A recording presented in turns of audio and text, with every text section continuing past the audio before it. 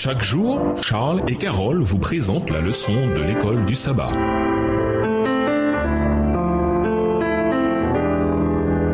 Bienvenue dans votre émission Dieu nous parle. Dans la leçon de mercredi, un Dieu jaloux. Le Dieu de la Bible est le Dieu compatissant. En hébreu, Dieu est appelé El Rahum, Deutéronome 4, verset 33. Le terme El signifie Dieu et Rahum est une forme différente de la racine qui signifie compassion, Raham. Pourtant, Dieu est aussi appelé le Dieu jaloux, El Kana, comme le dit Deutéronome 4, verset 24, car l'Éternel ton Dieu est un feu dévorant, un Dieu jaloux, El Kana. Voir Deutéronome 4, verset 24, Deutéronome 6, verset 15, Josué 24, verset 19 et Nahum 1, verset 2. 1 Corinthiens 13, verset 4 déclare que l'amour n'est pas jaloux, dans la version Parole de vie. Comment Dieu peut-il être un Dieu jaloux? Lisons 2 Corinthiens 11, verset 2 et réfléchissons à la manière dont le peuple de Dieu lui était infidèle dans les récits de la Bible. Voir par exemple Psaume 78, le verset 58. Quelle compréhension de la jalousie divine nous donne ces passages? 2 Corinthiens 11, verset 2. Car je suis jaloux de vous d'une jalousie de Dieu, parce que je vous ai fiancé un seul époux pour vous présenter à Christ comme une vierge pure. Psaume 78, le verset 58. Ils l'irritèrent par leur haut lieu et ils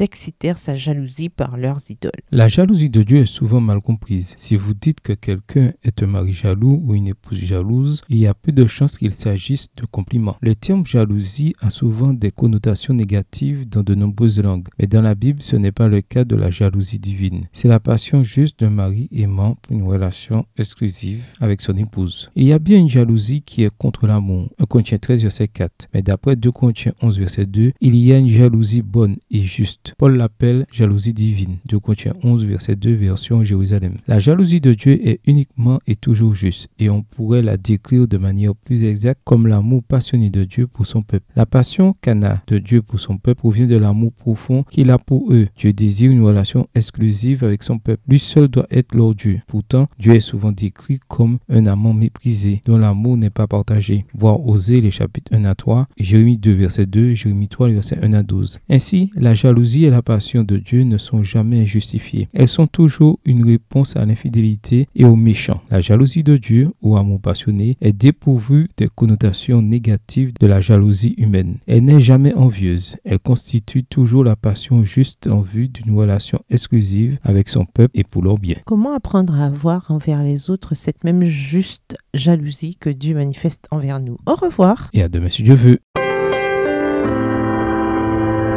Dieu nous parle. Chaque jour, Charles et Carole vous présentent la leçon de l'école du sabbat.